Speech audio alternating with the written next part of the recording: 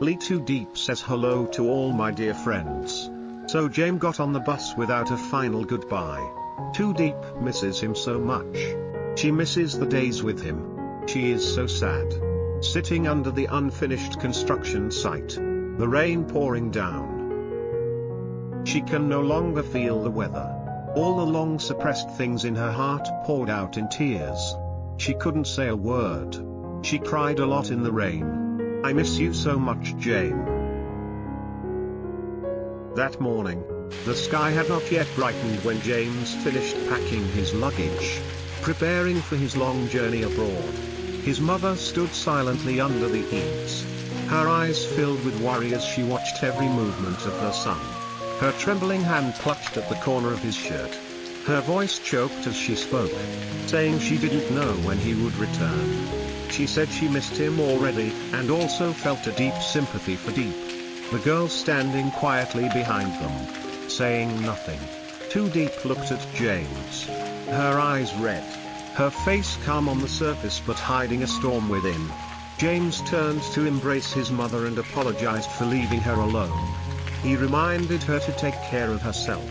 Not to use the air conditioner too much in this hot weather, it could make her sick. Then he looked at Diep.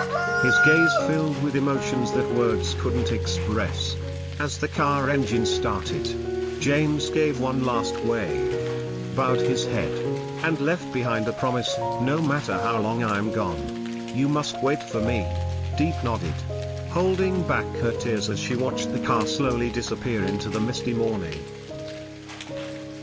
Inside the car, James silently sent one final message, when you wake up, I will already be gone. I'm sorry for leaving you again. But between filial duty and love, I have no other choice. I have to go, for my family, for myself, and for us. Please wait for me. No matter what happens. Wait until I come back.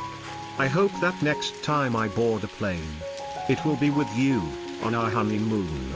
As we once dreamed. The next day, Diep walked onto the construction site, the place James had poured all his efforts into before leaving.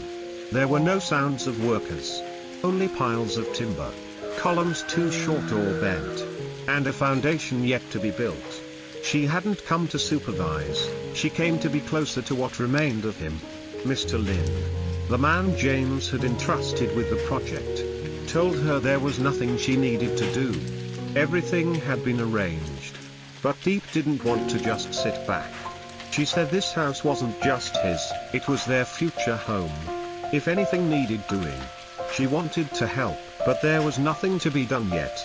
Materials were still incomplete, and workers hadn't arrived. The site stood still, half finished, just like how she felt inside. That afternoon, dark clouds swallowed the sky. Wind swept through the bare scaffolding and the unfinished frame. Diep walked slowly across the dusty ground, her eyes scanning the half-formed walls, the uneven pillars, the empty spaces where their future was supposed to take shape. And then, she sank to her knees. No one was around. There was no need to pretend anymore. Her tears came rushing down, heavy and hot. She cried like rain. No longer able to hold back the storm inside. She cried not because she was angry, but because she loved him. She cried because she missed him terribly. Because she was scared of time, of distance, of silence.